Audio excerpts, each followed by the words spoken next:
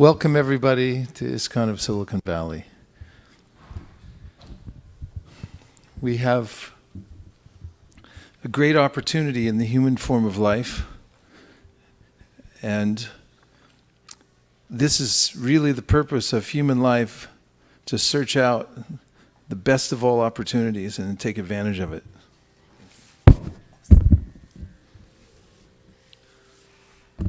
So before I say anything more, I offer my respectful obeisances to my spiritual master, Srila Prabhupada, for bringing that opportunity and making sure that I and many other people, thousands, hundreds of thousands, millions of other people, had the chance to take advantage of it.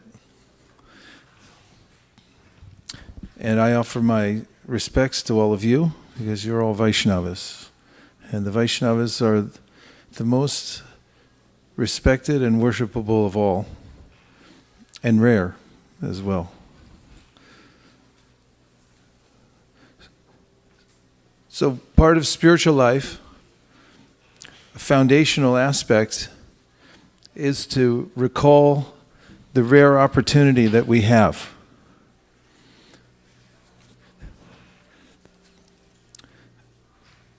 It's easy enough to take things for granted.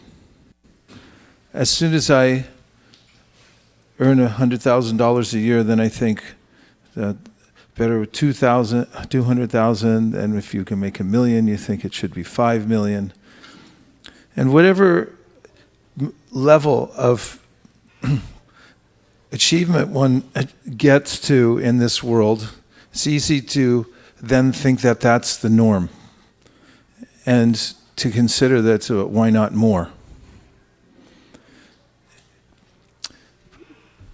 But the Srimad Bhagavatam reminds us that human life is really for a higher purpose.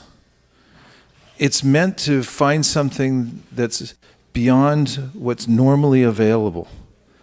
What's available even with great struggle within the material realm.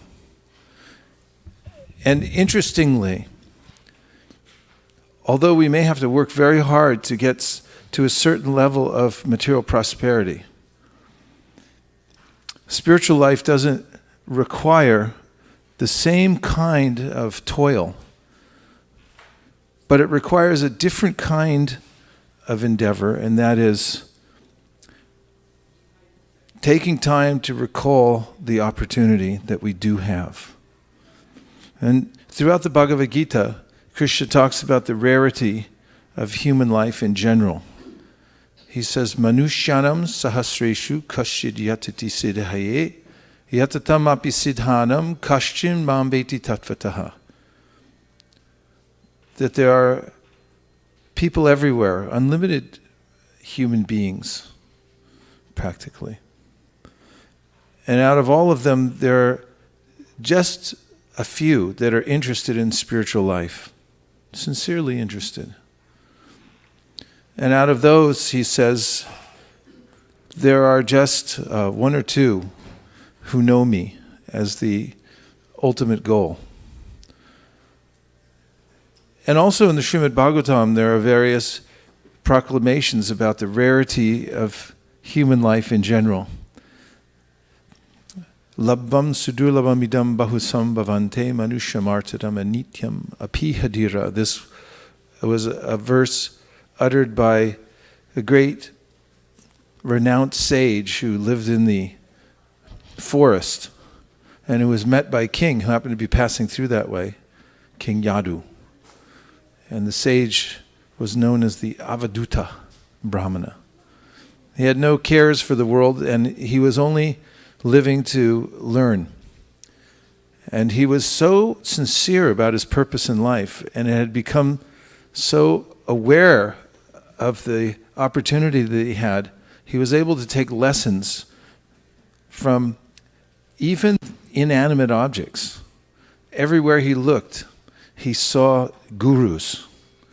And when Yadu met the sage and found that he was a highly elevated person, he asked him, "How did you get like this?" And the sage said, I have my 24 gurus. And Yadu said, there's nobody else here. You're the only one in the forest. Where are these gurus? And the sage very sincerely began to point them out in the environment, showing first that there's a mountain there. And if you simply look at the mountain, it will teach you something. Tolerance. He said, after all, the mountain is being pounded all the time by huge rainstorms and lightning. But it never protests, and it goes on serving others by providing minerals. Streams come down from the mountain and give fresh water. And then he gave a similar assessment of the tree, of how it's very tolerant and humble, how people may take shelter of the tree, and the tree always avails itself, gives itself for firewood, building houses, and never complains. And even in ordinary circumstances, the sage had been through villages in wandering throughout the countryside, and he saw around him various scenes which brought to mind the lessons of spiritual life. One of which was an arrow maker who is sitting and making arrows by hand. And the king and his retinue came through the city, little town actually, and there's a following with the king, jugglers, elephants, soldiers. What a sound that made. But when he asked the arrow maker, did you see the king? He said, I didn't see anyone. And the reason was he was so focused on making his arrow that he didn't even notice that there was a parade that had gone through the town. So from that, he learned the art of concentration. Because his purpose was strong, and because he understood the value of human life, he was taking lessons from everything around him. So, an life-changing observation that anyone can make, any human can make, is to see the rarity of opportunity that one has in one's life. And to remember that again and again. I quoted from the Bhagavad Gita where Krishna says it's rare for somebody to take to spiritual life, and then I quoted from the Srimad Bhagavatam that says it's rare to get a human form of life. Labha sudurlabham. Sudurlabham means it's very rare to get. And also, the Srimad Bhagavatam says it doesn't come from you asking for it, it's given to you as a gift. You're awarded the human form of life. This is something that is very rare because there's millions of species of life, and out of all of them, the human is a juncture through which one can make spiritual advancement. And the Srimad Bhagavatam goes to great lengths to tell us from the very beginning of the Bhagavatam that that opportunity is meant specifically for inquiry. Kama senendriya pritir labu jiveti avata jivasya tattva jignasya narto yashcheha karmabi. Says that the desires that you have in life should never be directed towards sense gratification. But you should use all your energy, mental, physical, in order to have a healthy enough existence so that you can vigorously inquire about the absolute truth. So you can ask the question. So recalling your rare opportunity. This is something that one can forget and then become morose about and think, woe is me. I'm so poor. I'm so neglected. I'm so unlucky. But just by having a human form of life, one can see from the scriptures that one is the most fortunate of all souls to have a human life. And therefore, labvam sudurlabam idam bahusambhavante, manusham means human. Artadam. He said, you can get everything. You should feel inspired that when you come to the human form of life, manusha artadam, anityam, it's definitely temporary. The human life goes by in a flash. But even though it's anityam, you can get artadam, the greatest value you can take out of life. And it doesn't come from working harder necessarily, not for arranging your situation in the material world. We hear astounding advice from Narada Muni in the 5th chapter of the Bhagavatam, in which he says that even if you try vigorously to arrange your situation in this life so that you have more happiness and less distress, said you won't be able to readjust what's already due to you. It's already going to come. So don't try so hard for that. He says, on the other hand, from this human perspective that we now have, if we ask the right questions and we understand what the real opportunity is, we pinpoint the opportunity that's available to us, which is spiritual advancement, and we try for that. He says there's no limitation to how much you can advance. On the other side, again, if you try to readjust your situation in the material world, you won't be successful. Back in the old days, when we used to have televisions in our homes, I don't know if anybody has them anymore. I hear that most young people only watch the on their phone, right? There's no more TV.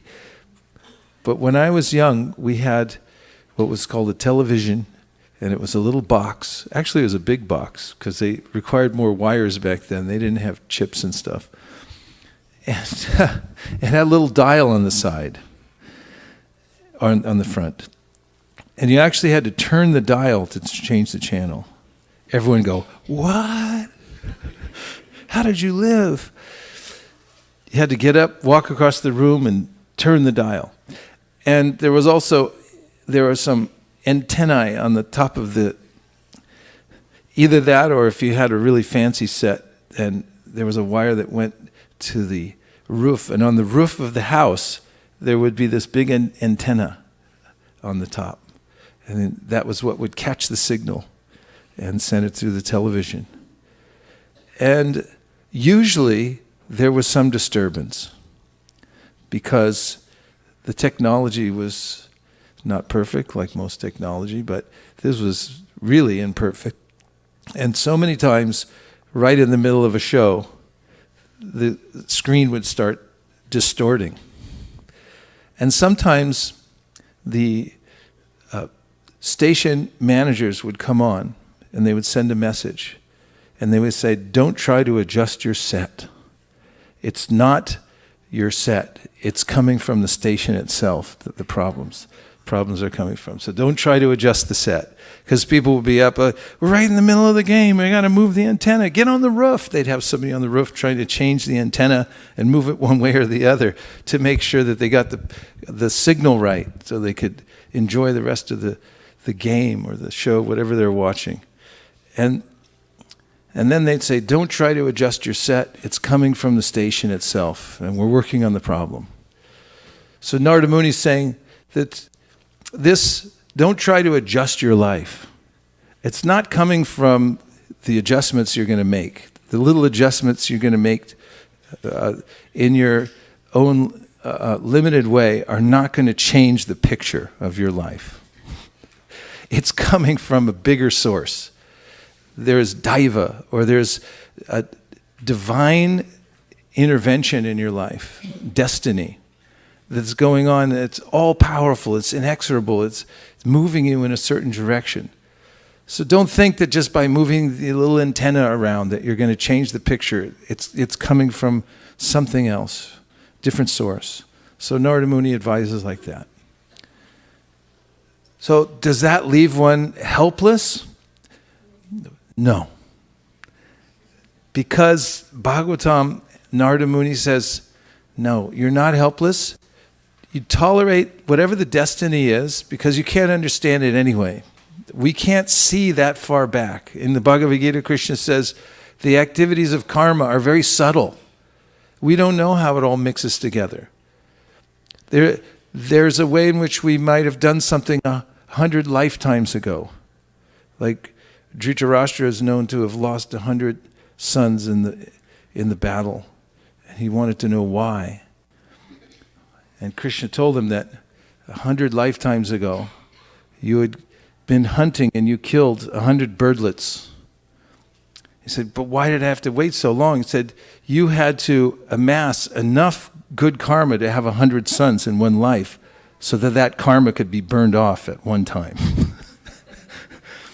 So karma has its mysterious ways, and Krishna says in the Bhagavad Gita again and again, this is not something that you can adjust locally. You can't move the antenna and make it better. You have to make a systemic change in your life. It has to come from a deeper level. So one of the ways that the Shastra says you can do this, and it seems elusively simple, is to recall your rare opportunity. Recall your rare opportunity. Bring into mind again and again what a rare opportunity you have in the human form of life to make spiritual advancement.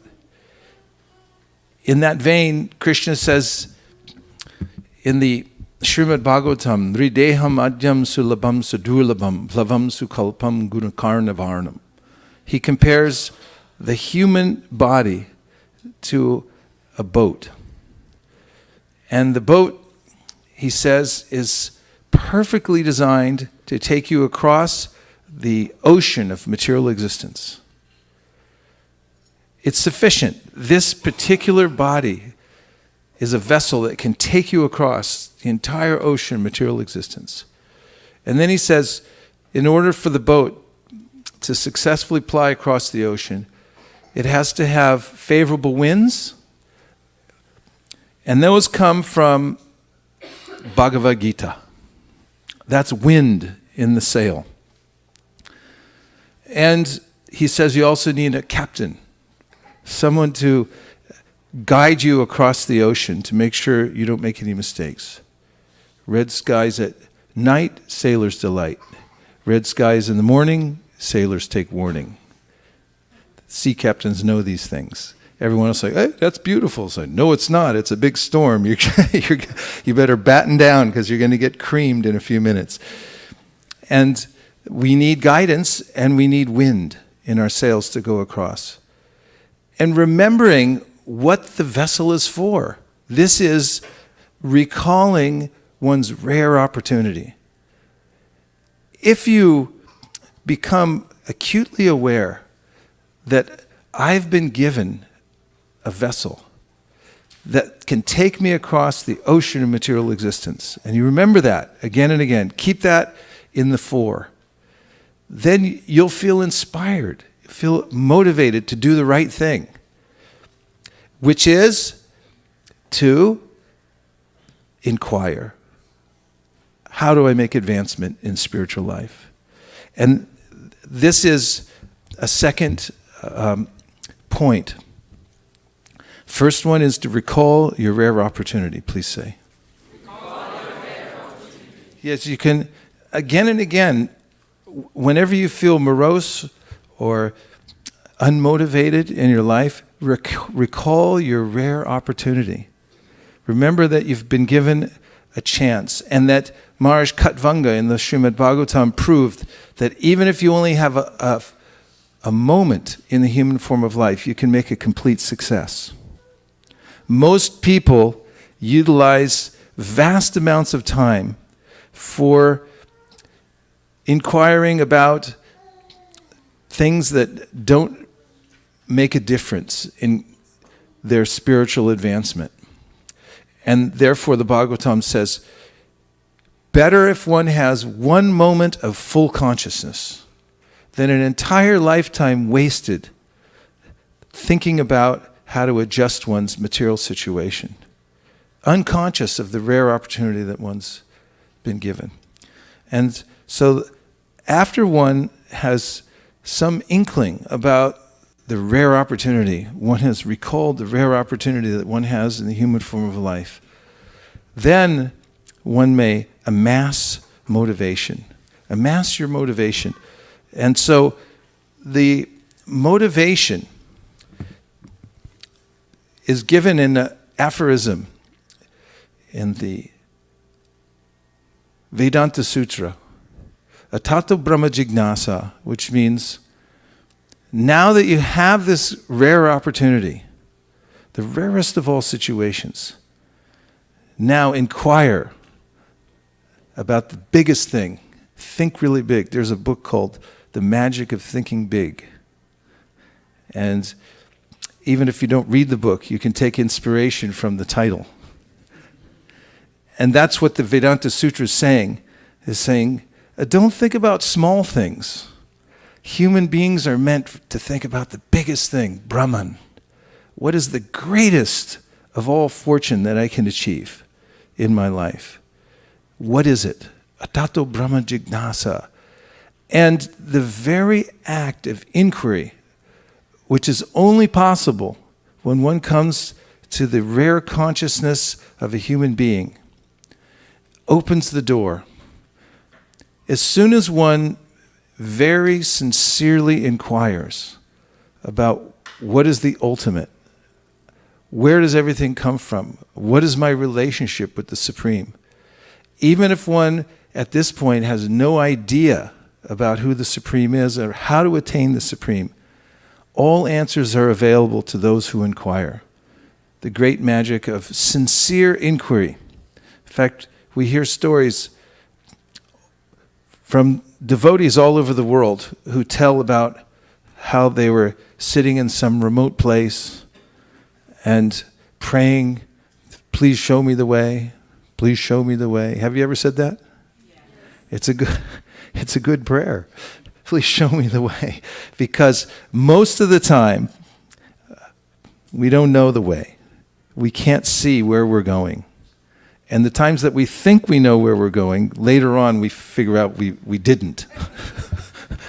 And so it's a valid prayer. Please show me the way. And please reveal what I should do. What's my ultimate purpose in life? Gajendra, the elephant, did this. He was a human in his last life, Indradyumna Maharaj. And due to circumstances, he ended up as an elephant in his next life. He had offended a sage. And sages, we find throughout the Puranas, they curse people very easily. But along with their curse comes a benediction. It's kind of a quick way to make spiritual advancement. Get a curse from a sage. Parikshit got it, and Indradyumna got it. And the sage didn't like the way that Indradyumna Maharaj looked at him or didn't look at him, and he said, you should be an elephant. In his next life, he became an elephant. But he was a big, powerful elephant, and he lived in a heavenly planet. And he had forgotten that he was a sage in his last life, and he was simply living the life of the royal king of the jungle. And everyone respected him. But when one day he was bathing with his family and feeling very good about the labor that he was putting out to maintain his family, which is another kind of feeling of satisfaction one might have in this world, that I'm a maintainer and I'm helping others and people depend on me and they look up to me. And then suddenly he was grabbed by was it a crocodile or an alligator? Crocodile. There's a difference. I was just in Florida. So, crocodile grabbed him by the leg. And that's always disconcerting. There's all kinds of circumstances in this world that are like that. These crocodiles, they sit perfectly motionless. In fact, they're camouflaged, so you can't tell the difference between them and the foliage in the water. You just sit there. And then when you're least expecting it, when you're thinking life is jolly and I am very powerful, and you accidentally step on the crocodile's nose, he'll bang! He grabs onto your leg. And that's what happened to Gajendra, because the Srimad Bhagavatam goes to great lengths to describe the opulence of the surroundings. The beautiful lake that he was bathing in was sprinkled with the pollen of multicolored lotus flowers. And the breeze was intoxicating. The environment was favorable for feeling happy. And then suddenly it changed, just in one moment. So when Gajendra felt himself helpless, that's when he made his sincere inquiry. And interestingly, as he made his inquiry, and actually he was calling out for help,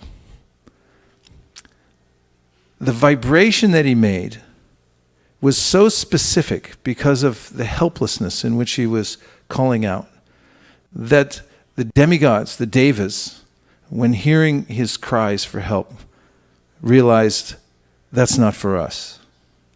Because there's a way in which people propitiate the demigods in this world. It's like, I want some more material happiness. But this was a different kind of vibration. And when Narayan heard it, he thought, that's for me. That's when I enter in. It was such a sincere cry. It was the tone which he was calling out.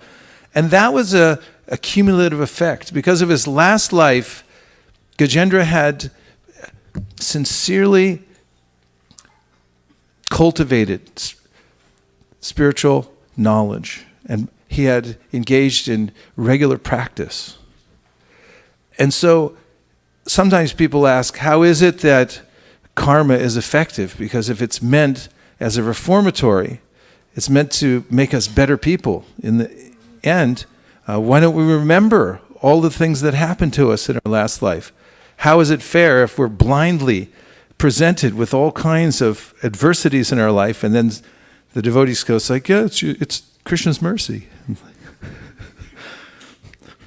And some people, it's very aggravating to hear that. It's like, and we have people inquire oftentimes, philosophically, they say, well, how is karma even effective if you can't remember? But remembrance isn't simply a mental image that one gets and remembers a specific passage of a book or a specific incident. But memory happens from a subconscious level. For instance, people develop phobias. Phobias are not inherited. This is science, that phobias are not inherited from parents, from XY chromosomes. But they come to people apparently randomly. Of course, there's a lot of study that I won't go into now that have been done at the University of Virginia about people who, especially children around 4 to 6 years old, who remember past lives. And many of them who remember their past lives and died in specific ways then develop phobias that match up to the ways in which they died, and so forth. But according to the perspective of the Srimad Bhagavatam, there's a way in which we're on a continuum, and the incidents that happen to us in each of our lives become a heartfelt memory. That is, it's coming from the subconsciousness. We develop a particular attitude about life, and our memory develops our overall attitude towards the world. And when one practices devotional service, there's a change of heart, and that's preserved from one life to the next. As Krishna says in the 6th chapter of the Bhagavad Gita, that those who have endeavored strenuously to make advancement in yoga in one life, in the next life then remember it. It comes to them as a gift and say, here, you made this much advancement, now you may start again from that same point. And apparently they are suddenly inspired. You see sometimes people are living a apparently normal life, and then they say, the heck with that, I'm going to become spiritual. And I was like, what? Where'd that come from? It's stored in the memory, subconscious memory. And Gajendra had practiced in his previous life, and now when he began to call out, there was a special quality to his voice. And as he exercised his extreme anxiety in calling out for help, the next thing that came out were prayers that he remembered from his previous life. This memory was provided specifically by Krishna. Of course, all memory, Krishna says, and knowledge and forgetfulness comes from him. Sarvasya chaham hridisani vishto mattak smitir jnanam apohanam cha. He says in the Bhagavad Gita that all remembrance, knowledge, and forgetfulness is coming from me, and I'm within your heart. I'm assisting you in that way, according to your desire and according to your activities. So when Gajendra then made this attempt to find help, he called out. The tone of his voice indicated that this was extremely sincere request, and he also remembered then the prayers that he had practiced in his previous life. And those you can see in the Bhagavatam. You can go through and read those and recite them again and again. And that way you can enter into the same mood as Gajendra. This is one of the benefits of studying Srimad Bhagavatam and the prayers within.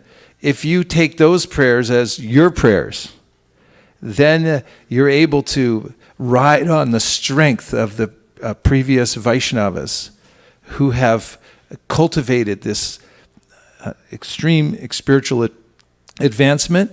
And then if you recite and you emulate, then you'll also be carried by those prayers to the same kind of consciousness. That's why sometimes we say that the bhajans, for instance, of Bhaktivinoda Thakur or Narottam Das Thakur, they're like windows to the spiritual world, and it's amazing. Every time you sing them, it's like you're looking through a window. It's like, I just saw the spiritual world.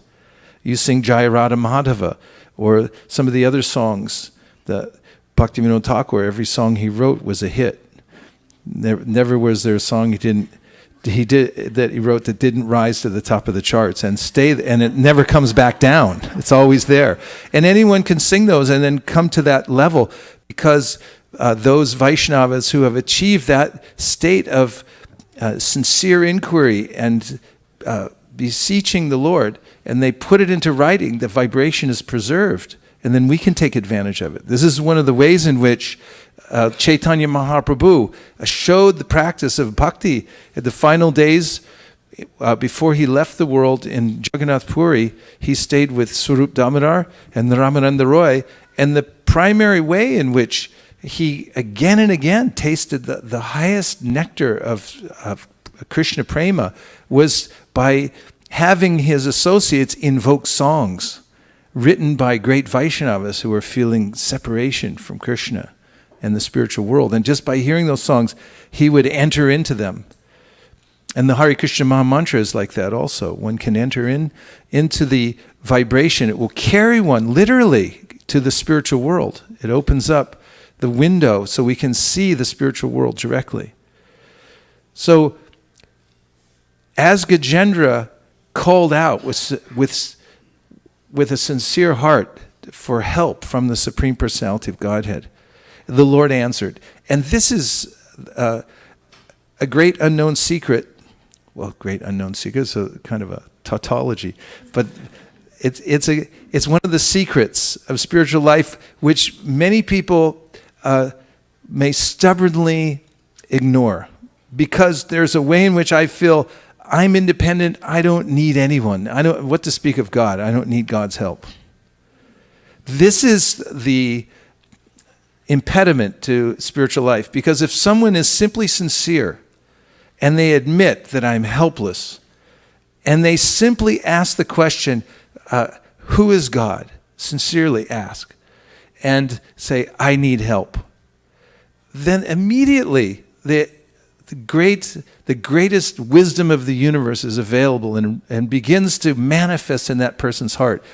And the way to advance in spiritual life is simply to ask that question over and over and over again. And that's why Chaitanya Mahaprabhu said, remain in that humble state of mind where you admit, I don't know anything, and I don't have any stature, and I'm helpless. And I'm simply calling out the holy name saying, please help me. Please show me the way. Show me the way. And in service, Prabhupada said, when you're given service, you enter into the process of devotional service, and you'll be given some service then. And then you may be given service that you have no idea how to do. It may seem so beyond your capabilities that then Prabhupada said, you must pray, how can I do? How can I do? How can I do? Say.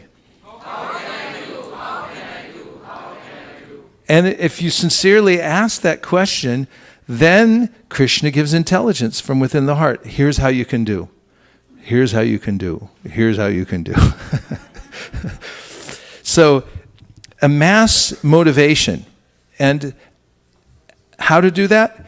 Remember one's existential situation as being helpless. Remember, I'm helpless, and be motivated to ask the big question, like, how do I make advancement in spiritual life? And keep asking it over and over again. Don't be too proud and think I already know everything. If I think that I'm already spiritually advanced, then there's not much further to go. My Mridanga teacher had told me, he said, once you think you're done, you're done.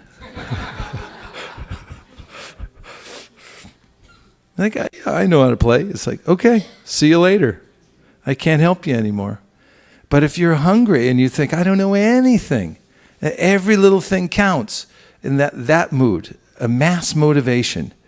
If you have massive motivation for spiritual life, you don't need anything else. The answers come naturally. And your hunger for the answers will allow you to digest what's there in the scripture. For instance, there's the whole Srimad Bhagavatam. And someone would say, I can't read that. I don't have time. Well, it's not time. It's taste. Because everyone has time. It's just a matter of what you've decided to use it for and the kind of life you've carved out for yourself. And it may be over many lifetimes that you've come to the position of working in a certain way and thinking in a certain way. But it has nothing to do with time. It has to do with your own taste. But just as in the Ayurveda, the main consideration is how your digestion is working. Ayurvedic doctors? Anyone? Good, I can say anything. I've heard from several Ayurvedic experts that the science is based on the power of digestion. And when your digestion is powerful, then what you eat gets distributed properly to all of the right places. And in the same way, Rupa Goswami says,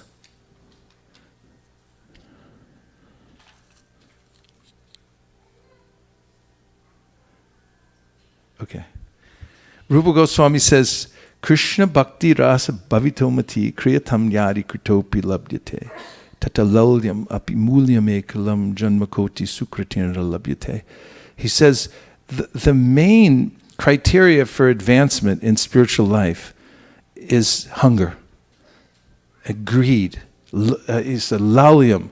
It's an intense word. It means an intensity, and everybody knows what that's like, because sometime in your life, in some aspect of your life, you've had that, or you have it, that lalyam, that intensity of desire. And when you have that, then you can accommodate the situation you're encountering and take full advantage of it. And when you don't have it, then nothing you can do. If you don't have appetite, you can't eat, even if there's a royal feast. Even if there's the best and the healthiest of food available to you, you can't take advantage of it. So if you develop this hunger through this amassing motivation, remembering the rare opportunity that you have now, and remembering how helpless you are, and remembering that by the intensity of your inquiry, to that degree, Krishna will reciprocate. Ye yatamam prapadyante tamstataiva bhajamya. Every time I read that verse, it's like a smack in the face. Because it's a reminder that it's Krishna's always there. He's always fully available. He's the most accommodating person in the universe, in all the universes. He's extending himself in every way. But the only reason that I'm not able to take advantage of it is because I don't wanna. So they say this at Weight Watchers. There's a big sign on the front of the room, and it says, and you can take this mantra with you, I think, and won't be sued for copyright infringement. You gotta wanna. Say it. You gotta wanna. You gotta wanna. That's what it says. You gotta wanna. So if you want to lose weight, you got to want it. You have to really want that. And whatever you want, you can get. Because Krishna is always there supplying everything to every living entity. Whatever they want, he says, okay, I can supply it. I'm the source of everything. I'll give you whatever you want. And so if you amass your motivation and you become intensely desirous of advancing spiritually, even if you're the most inept person who ever lived, if you have that sincere motivation and you ask, please help me, please show me the way, even from the very bottom of the darkest hidden well in the field, Krishna will come and find you, he'll pull you out, and he'll show you how to advance in spiritual life. And that's the only secret in spiritual life, is that intensity, that laulyam, that hunger, that then you can digest the entire Srimad Bhagavatam. You'll read it like a hungry person has just been given some meal after starving for days, and you can take it again and again and again. You just keep eating. And at the beginning of the Bhagavatam, Nigama kalpatora galitam bhalam shukamukharam britta drava samyutam pibata bhagavatam rasamalayam mahuraho rasika bhuvi bhavuka. It said, this is for people who are starving for nectar. And you can drink the Bhagavatam again and again. It's the most enjoyable of all beverages. It's intoxicating without any of the side effects. Like Huey Lewis said in the 1980s, I need a new drug. Because everyone was taking all kinds of drugs. They even had designer drugs. People were inventing. Because when people start to take things in the material world, it's not good enough. So they have to start mixing it together. One of the great comedians of the 1980s, what was his name? John Belushi. He died because he took heroin and cocaine at the same time. This became popular. Heroin makes you, and cocaine makes you.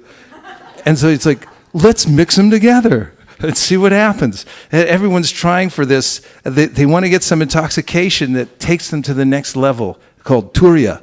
It's above the modes of nature. And they can get there, and it's like some unique experience. That's what human beings all want. So everyone's trying, they're mixing it all together, and then you take the cocaine, the heroin, and blah, and then your heart explodes and you die. And there's simply infamy in return for such intoxication. But the Bhagavatam says, if you drink this again and again, you'll be supremely intoxicated. You'll pass out, and then you can get back up again and drink it over again. And you keep drinking it. It's a smoothie. You can keep taking it. It's already pre-digested. You don't even have to worry about cooking it. It's just ready. It's ready to take. But you have to have a taste for it.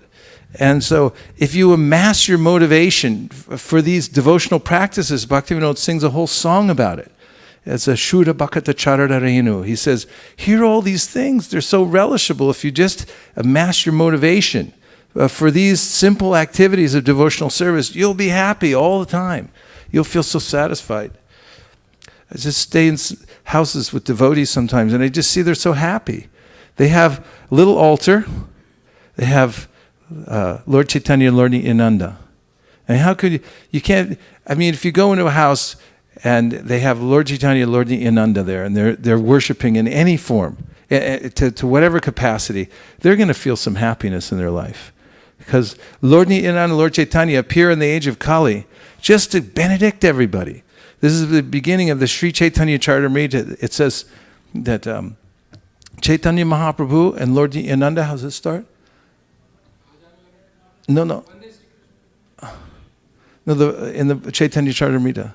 Vande Shri Krishna Chaitanya Nityanando Sahodito Godadai Pushpavanto Chitro Shando Tamonudao. As Lord Chaitanya and Lord Nityananda have appeared in the age of Kali like the sun and the moon arising simultaneously on the horizon of Goda to wonderfully bestow benediction upon everybody. That's all they're thinking about, is like, we're going to give it out to every single person. And so you see devotees, when they get this opportunity and they realize what they have, they take the forms of Lord Nityananda and Lord Chaitanya and they put them in their house on a little altar, special place. And they bring in some flowers and they can offer their food, and then they dance around. They'll sing inside their house, Hare Krishna. Everyone else getting ready for work, listening to the latest depressing news. Guess who said what now? Is like, you're kidding me, I can't believe it. And everything seems to be getting worse everywhere. But somebody else, you just have Lord Chaitanya, Lord Nityananda, you dance around your house and chant Hare Krishna and give them a little simple food, and you can completely feel happy in life. So these opportunities come to a sincere person who simply inquires, and then the Lord reciprocates, and He gives all opportunity to advance in devotional service. So first is recall your rare opportunity. Second is amass your motivation. And the next is to tap into the super spirit. Tap into the super spirit. Tap into the super spirit. Does that sound new agey?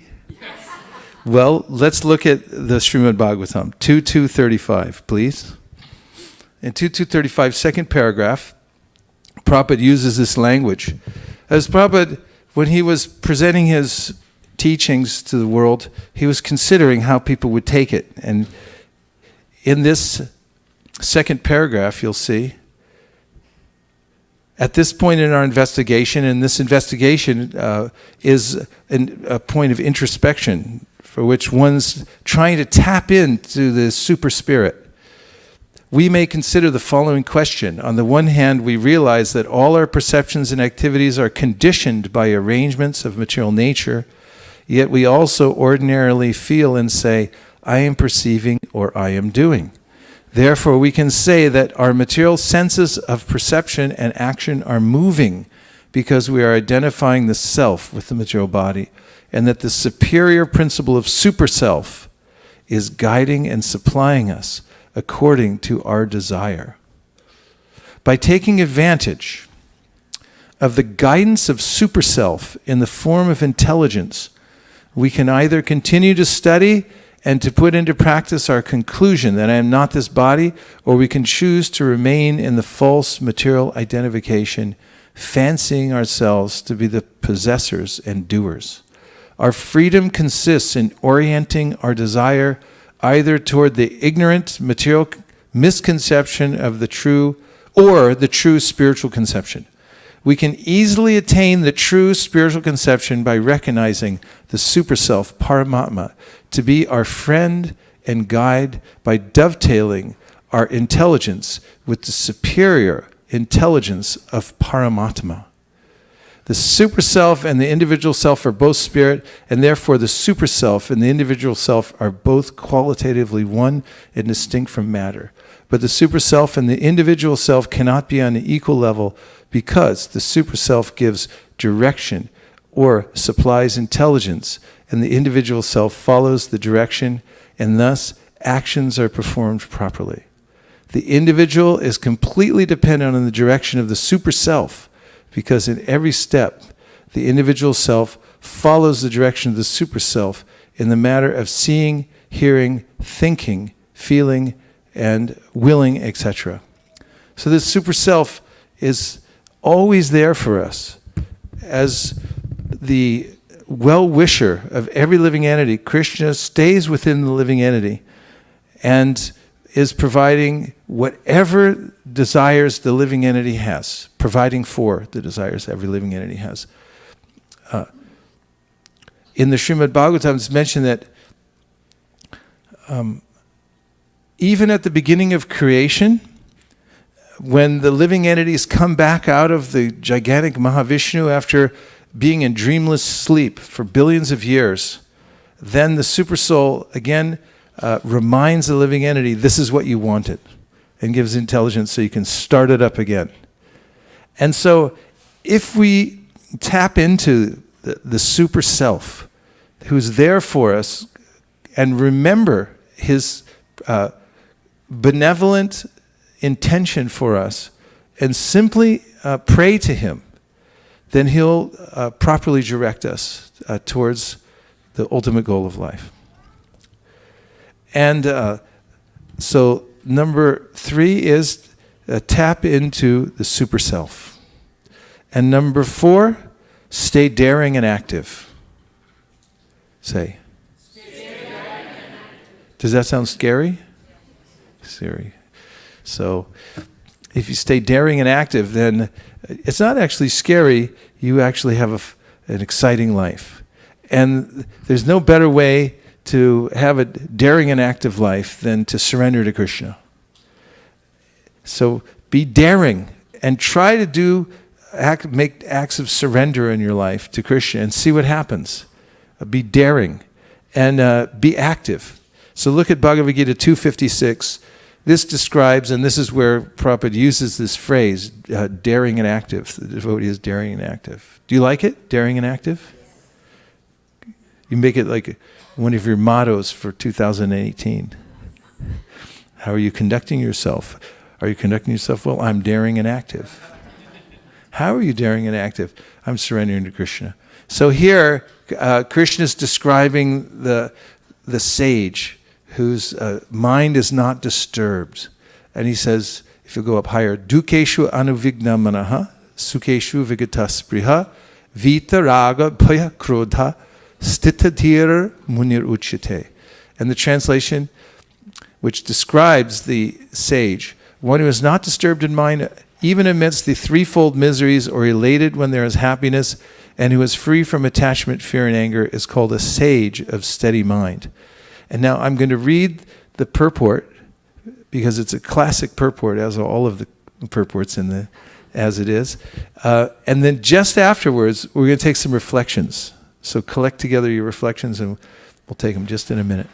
The word muni means one who can agitate his mind in various ways for mental speculation without coming to a factual conclusion.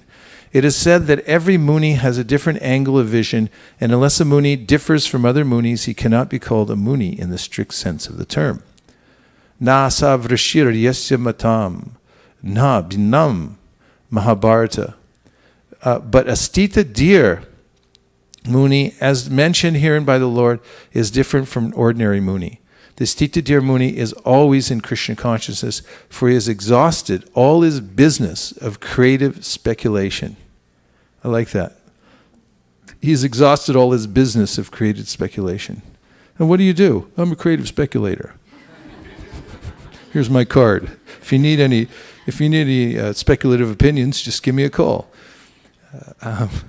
He is called Prashanta Nishesha Mano Ratantara, from a Stotra Ratna 43, or one who has surpassed the stage of mental speculations and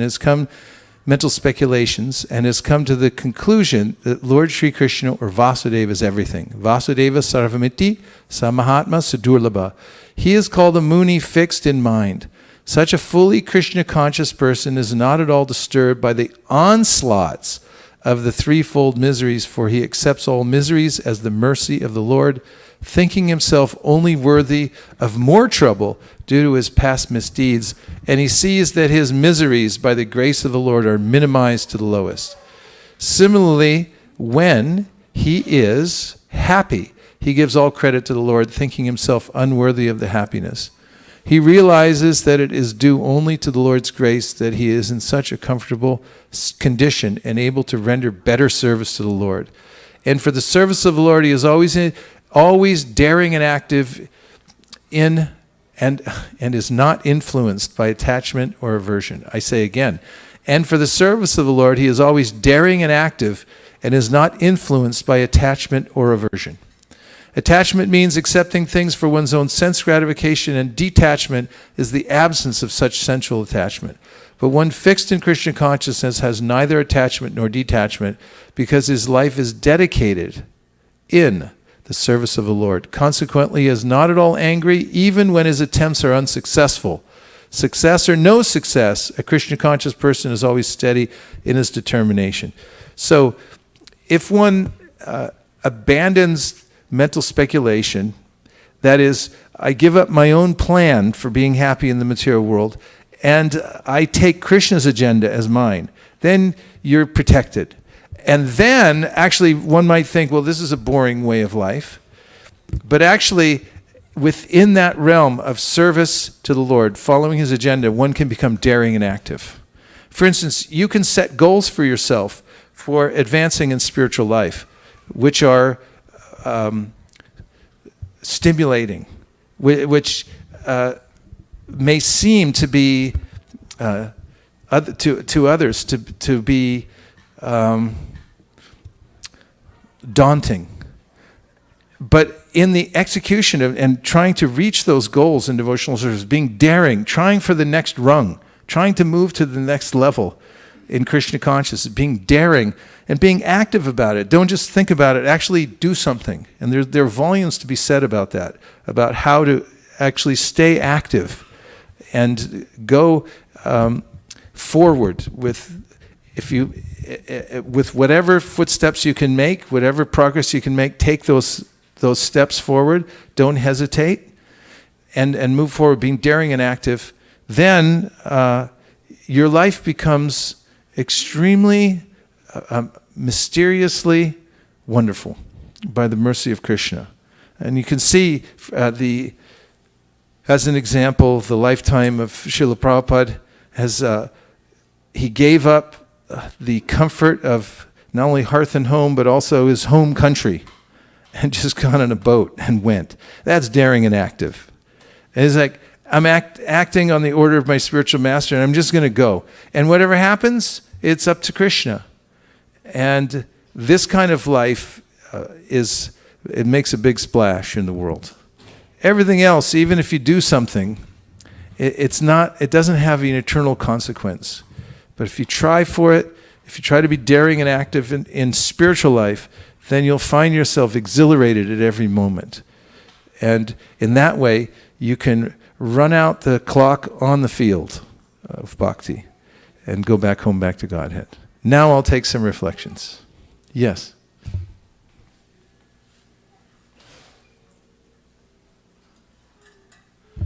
We have a bushel basket of microphones, and there's one heading your way. Hare Krishna, Prabhuji. Very nice class. I had one reflection and one question. So abandon one's plan and take up Krishna's plan. How do we put that in our day-to-day life? How do we take Krishna's plan? Like, what should we pray, or how should be when we do our chanting, or how do we have to approach it? Well, one thing, everyone has to work. And this is a major theme of the Bhagavad Gita, is you have to work. Am I right about that? Yeah. You come out of the womb and your parents are waiting for you with a little clipboard. And they go, okay, listen, Schnicky, you're going to work hard. You're going to work hard. In fact, we have a college fund for you. And you're going to go to school. You got to get a degree. And after that, it really starts. Then you got to go find a job. And that ain't easy after 12 years of school. And 12 years of, university. Then you got to start working and so forth. So working is an inevitability in this world because we're compelled to activity. So there's commonsensical advice within the Bhagavad Gita about how to work in the proper consciousness.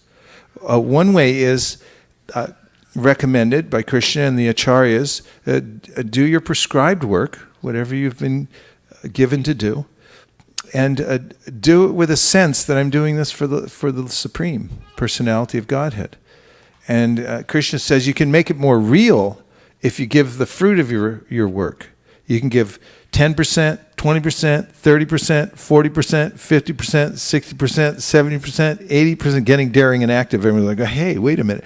80%, 90%. You can give 100%. Some people do that. And then, your work becomes your service. This is karma yoga. You can do that. And also, Krishna gives the advice that as you're doing your work, you should think of me. And the Prabhupada gives the practical application of that. It says, if you chant Hare Krishna, this is the real trick, is to go on chanting Hare Krishna. No matter what else is happening in your life, keep the vibration going. This is the simplest of aphorisms for maintaining your spiritual life, is you have to keep the vibration going. Because if you do, it transforms the rest of your life. And so, as Prabhupada writes in his purport to, which verse am I thinking of? 8th chapter of the Bhagavad Gita? Right before Abhyasa. Huh? Yeah, I know, but what's the verse? Yeah. Tasmat sarveshu kaleshu mama nusmara yujya mayarpita mano bhurir mami vaishyatya samshayaha. So in this verse he's saying, therefore, Arjuna, while you're working, you should go on remembering me. And in the purport, Prabhupada says, this means that you should go on chanting Hare Krishna. Everyone say Hare Krishna. Hare Krishna. If you chant Hare Krishna, dance around your house. It's, dance around your whole house with Hare Krishna. Go in the kitchen and bang on the pots. That's it. I was watching yesterday some Carnatic music. Vrindavan was showing me. He's a world-class percussionist, Vrindavan.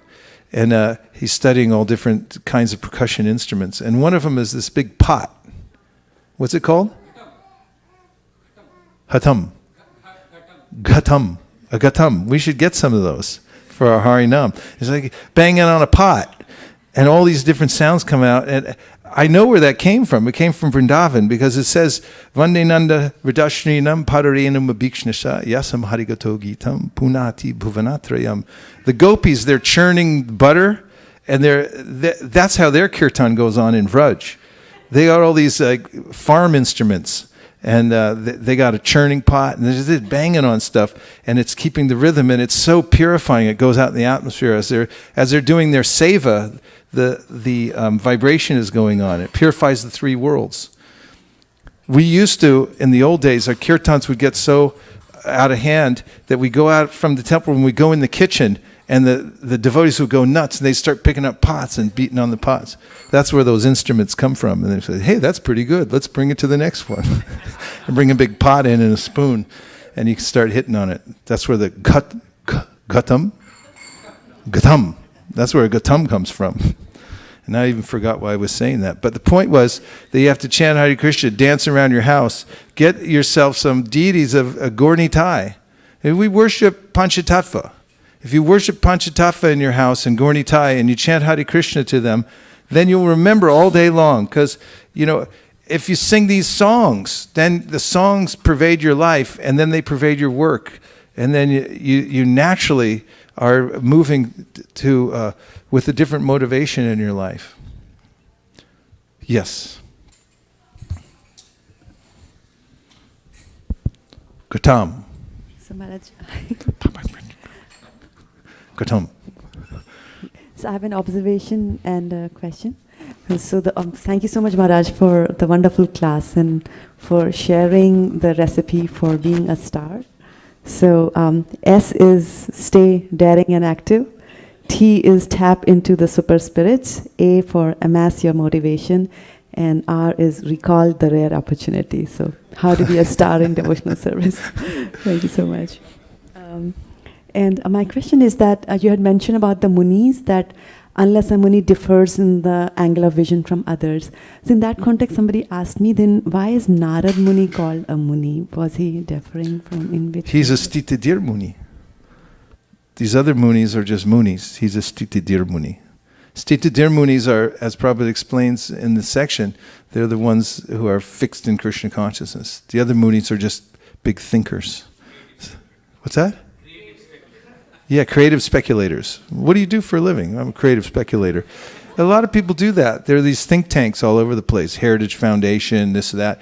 You know, they get together people who like to speculate and they try to figure out the way the world's going to go so they can intervene and take power and things like that, and like, you know, cut off other governments and take over. People think like this all the time. World War II, everyone was speculating, you know, how to take over everybody else and how to stop other people from taking over. And humans waste most of their time speculating, making all these plans about how to take over. But Narada Muni's the best of all Munis because his intelligence is invested in devotional service. Yes.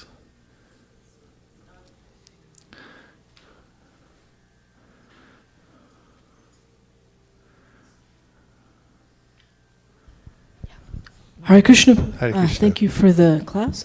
So I also had an observation and a question. So I was struck by what you found in this purport about staying daring and active, and I had also found something similar in another purport in Nectar of Instruction, where Srila Prabhupada says,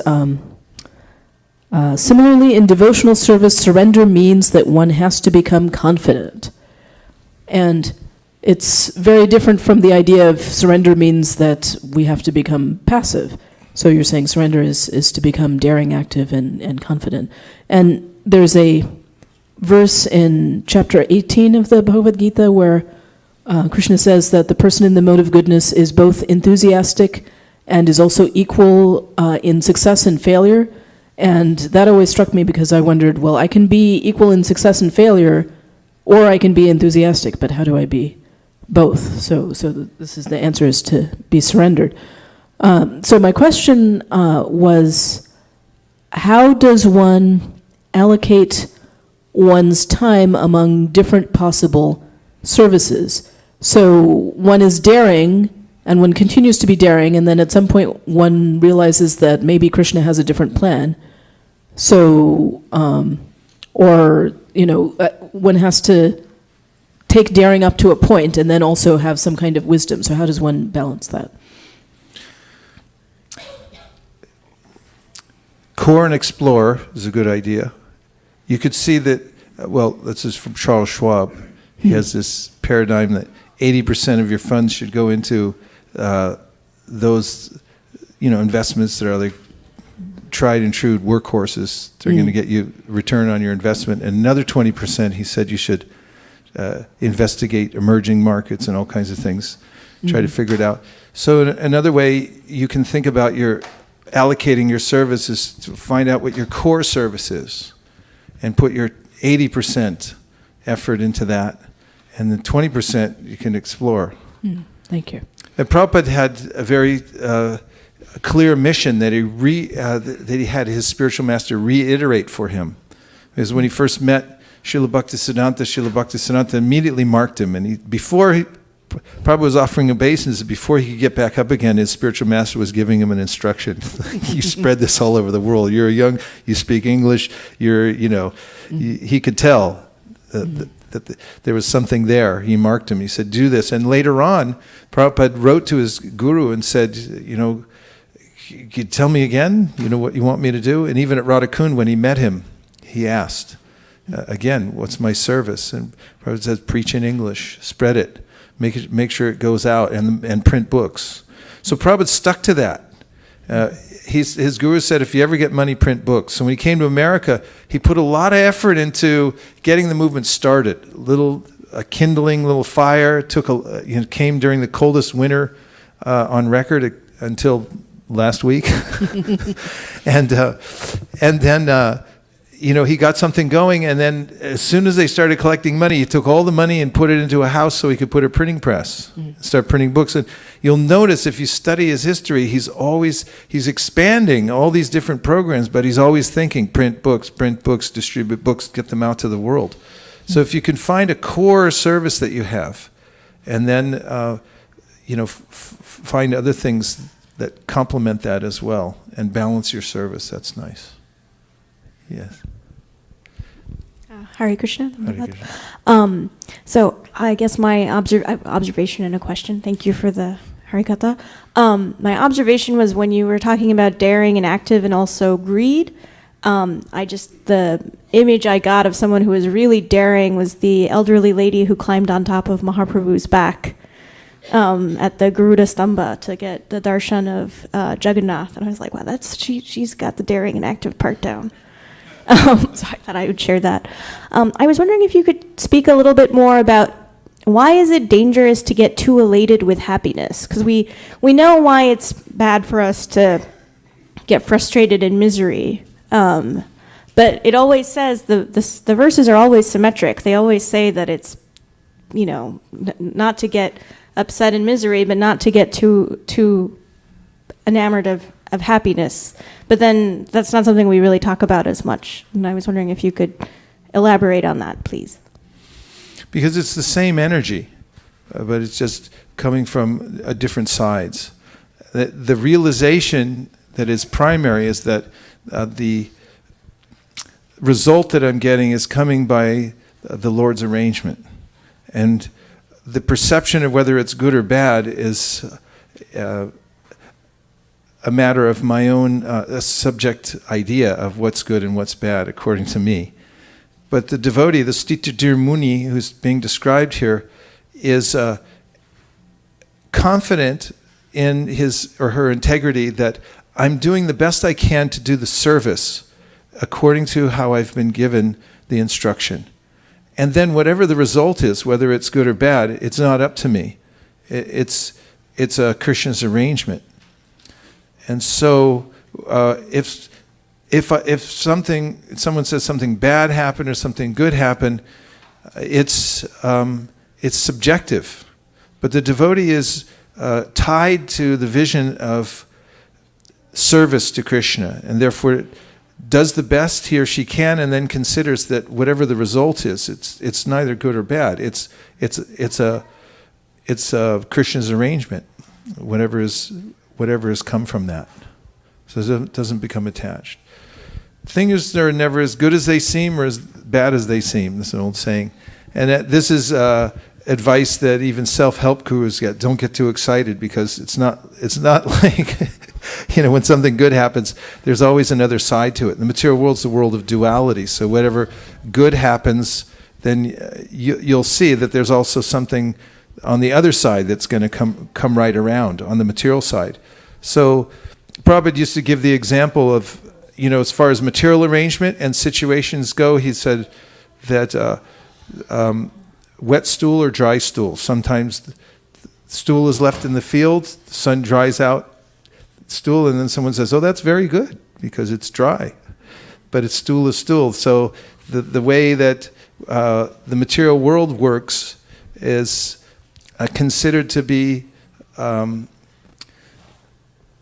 not consequential to the spiritual practitioner, because he's concerned only with the ultimate result of Krishna consciousness and not some result in the material world. Bhaktavatsal. Hare Krishna. Thank you, Vaisesika Prabhu. One of the things I was thinking about when you were talking about daring and active, there was a game we played when we were kids called Truth or Dare. I think it was all truth, dare, consequence, promise, or repeat. And nobody ever picked consequence, promise, or repeat, so it just got narrowed down to truth or dare. And so your friends would sit there and they would challenge you to either tell the truth about something, a question they would pose to you, or they would dare you to do something. And it was usually like ring Mrs. Sandstrom's doorbell and run away. But it was a challenge. And when you're dared to do something, even if you're daring yourself, you need to identify the qualities that you have in order to carry out the activity. So just like in chemistry, you can have all sorts of elements, but until you mix them, it won't become active. So you have to take a look around the temple, take a look around the movement, and say, I want to learn how to do that. For instance, cooking in quantity. You might be able to cook at home very nicely for your family, but it would be a challenge for you to come into the kitchen and cook for 300 people. So you can take a look around the temple and say, this is something I want to learn to do, and there are going to be steps that you need to take in order to meet that challenge, the dare that you're going to present to yourself. But the activity is going to be the fun part. Being active takes care of the desire to be daring. So when you're active, you're accomplishing the dare, and there's the result. And the result is always, if it's in devotional service, always, as somebody else was pointing out, results in happiness. So be daring, find out what you want to be daring about, and be active, and then you'll be happy in your devotional service. Yeah, thank you. Very practical. The devotional life, a devotional career, offers opportunities to advance and refine one's service constantly. And you can be daring and active in that realm, right? Thank you. Yes, 1, 2.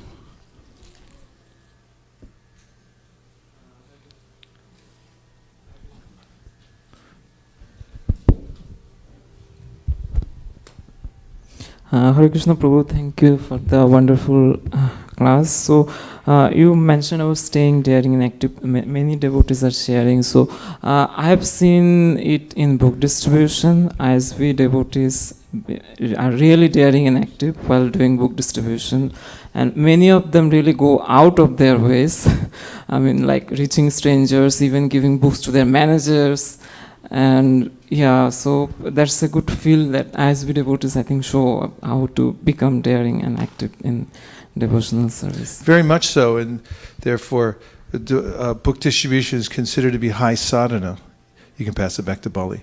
That this is what Srila Bhaktisiddhanta described as the way in which to nourish your spiritual body. He said your chid sharira, your spiritual body, gets chidrakta, or spiritual blood, by going out into the great unknown world to teach Krishna consciousness to others who may oppose you. What if that happens? What do you do then? Huh? Anything? Pray to Paramama? Yeah, you could go away. You could go away defeated or wounded. How are you going to deal with that? Serious question. Yeah, you become stronger, and you see devotees who are constantly putting themselves out and doing things that are daring and active, especially going out to teach Krishna consciousness to others, going door to door, for instance, and meeting people. You'll meet all kinds of challenges, and then you'll see the solutions to them, and you become dexterous in your practice of devotional service, and the way you think about devotional service becomes clarified and so forth, and you learn about human psychology. The other day we were in Toronto, and we went into a big apartment complex. It was about 30 stories. And it was freezing cold outside, so we all went to go inside this apartment complex. And we went to the house. One door we knocked on, and it was a Muslim couple from Pakistan. And they opened the door, and the man was sitting on the couch. I think he was watching TV or something like that. And he saw us, but he didn't get up. And then the lady of the house was there, and she was talking to us, and we were explaining what we were doing. And she was friendly enough, but she was depending on her husband to see if he wanted to give a donation or not. So he kind of looked at her. And then the two of us, there were actually about 7 of us there at the door, but the 2 that were in the front, we both got on our knees and just said, we just stayed at the doorway like this. And with the intention that we're not leaving until you... I mean, how do you close the door on somebody when they're going like this on their knees? It's like, you have to be really cold. And then we could see it took about 10 minutes, but finally the guy got off the couch and he came over and he told us his life story and philosophy and the whole thing. And then the lady felt, enlivened enough by the whole experience that she brought out some coins. She was giving him coins. And then she changed her mind and she brought out a $100 bill. I mean, I could just see how it was escalating. And when we walked away from that whole situation, the man who at first didn't even want to acknowledge us ended up our best friend. He didn't want us to leave. We had to beg our way away to get away. And these things happen over and over and over and over and over again when you go out and distribute books door to door and you meet people. And this is, it's a revelation. And also if people bring up philosophical questions, then then you have to come back and deal with it, and this is one of the ways you get hunger. I always like to say a good hearing and chanting session is when you come away with more questions than answers. Because then you're hungry, and the next time you meet a sadhu who you can detect, he says, this person knows all the answers. Then you're like, I got a question. It's hard to ask good questions, isn't it? And unless you're really in the flow.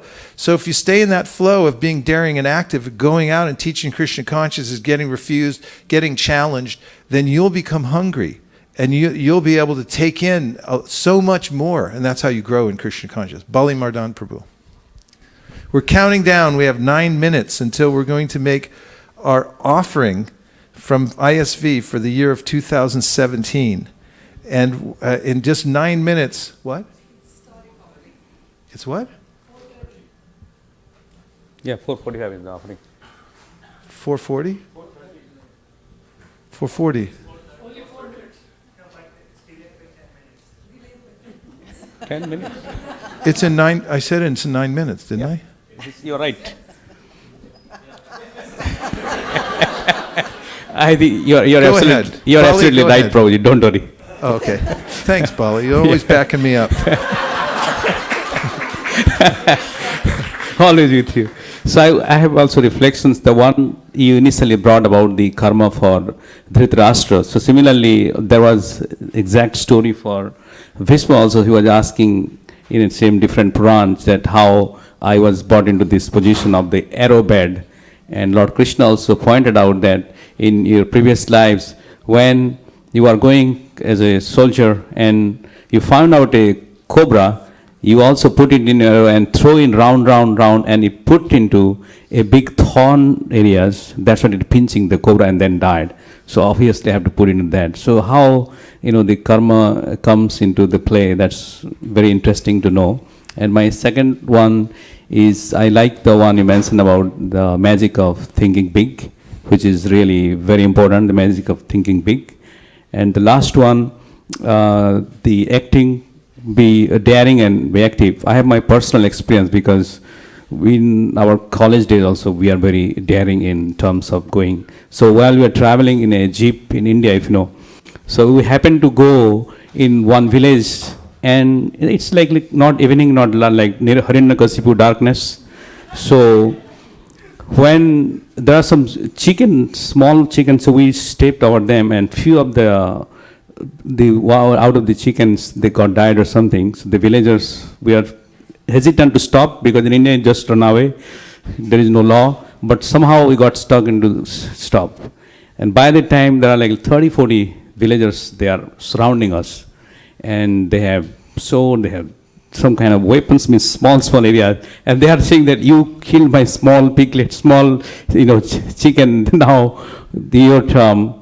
Then you have to, so we don't know what to do, we just get down from our things. And 30 people we cannot tackle with 4. So we said, first I went to one guy, I pushed him and look, I know he's kind of a leader, looks like, look, how many it takes? It takes 100 rupees, we give 350, how about that? We give 50 to you. Means we have to deal like that. So the daring and active at the same time is sometimes situation makes Krishna arranges things that how really the devotees are behaving or exhibiting that time, because he gives the intelligence. So I just wanted to brought my old experience. Thank you. There are ample opportunities for being daring and active. Thank you. So when we come to, in 8 more minutes, the offering time, we're going to gather in front of Srila Prabhupada's Vyasa-san in an arc, and we'll leave an opening so Prabhupada could see the deities. And then our Sankirtan devotees who have been working all day compiling the scores, that is the scores of our book distribution from the marathon and then the whole year. So this is a grand offering that we're going to be making to Srila Prabhupada and to the deities. And just after that, we're going to have an artik ceremony. Yeah. You have a question? A reflection. Okay, go ahead.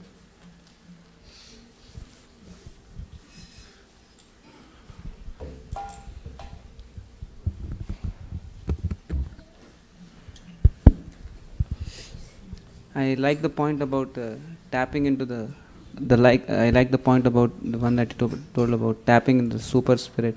Yeah. It's always very it works out very well when we go for book distribution and all, when we have to say the right thing comes out and the person is. I knew when I said that you were going to like it. We work together in the corporates because I give a talk at Salesforce and also Google, and he drives me back and forth, and we're always brainstorming about ways in which to present to the corporate audience. And when I said it, I knew Madhava Govinda was going to go like, that's a good one to present, tapping into the super spirit. It's like it works, right? It's good. We'll take after because we just have a few minutes to have a warm-up kirtan before our offering to Srila Prabhupada.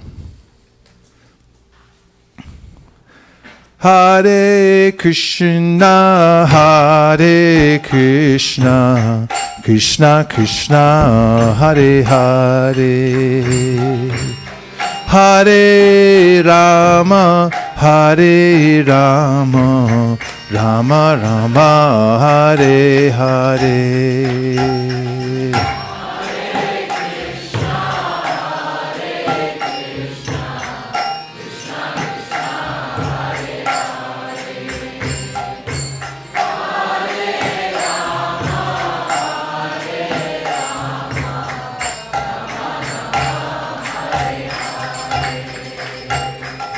Hare Krishna, Hare Krishna, Krishna Krishna, Hare Hare,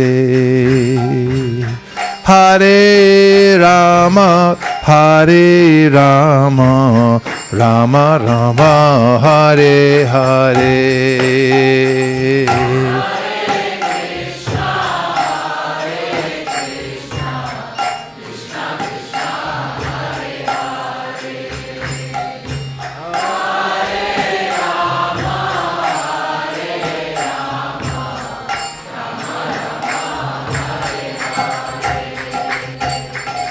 Hare Krishna, Hare Krishna, Krishna Krishna, Hare Hare, Hare Rama, Hare Rama, Rama Rama, Hare Hare.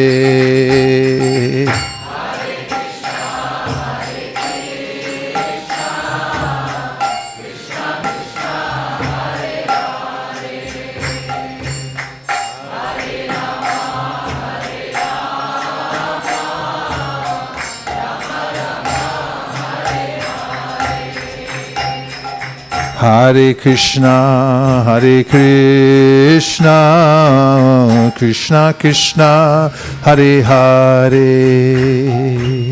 Hare Rama, Hare Rama, Rama Rama, Hare Hare.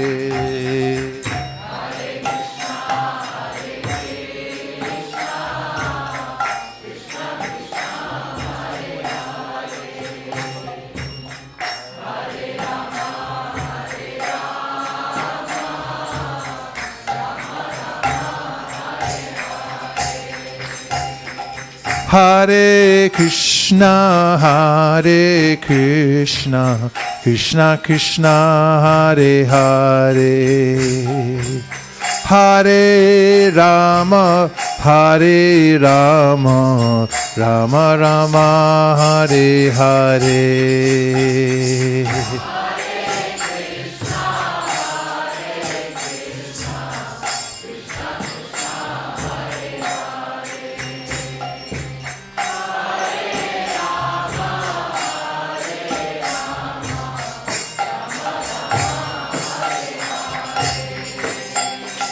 Hare Krishna, Hare Krishna, Krishna Krishna, Hare Hare, Hare Rama, Hare Rama, Rama Rama, Hare Hare.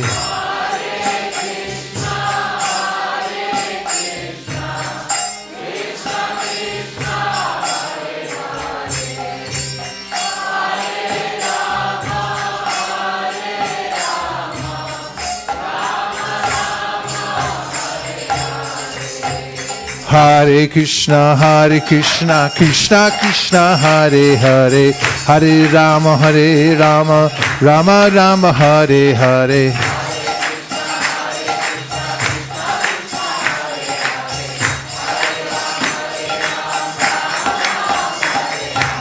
Hare Krishna, Krishna Krishna, Hare Hare, Hare Rama, Rama Rama, Hare Hare.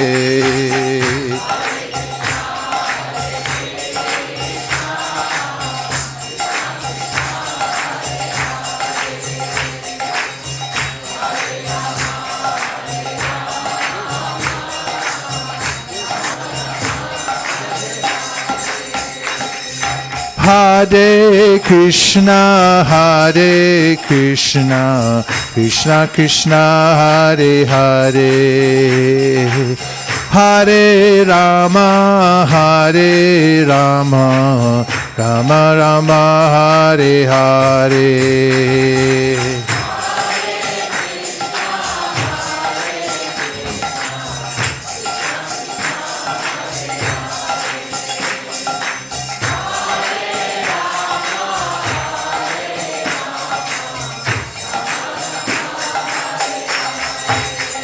Hare Krishna, Krishna Krishna, Hare Hare, Hare Rama, Rama Rama, Hare Hare.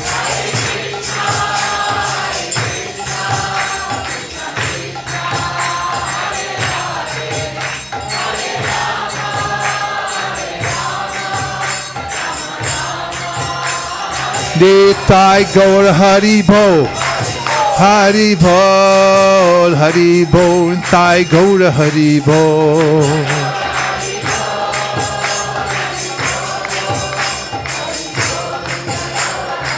Jaya Jaya Prabhupada,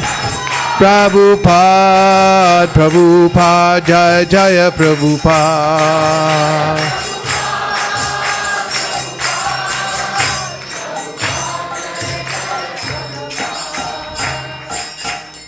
Nitai Go Prebaradem.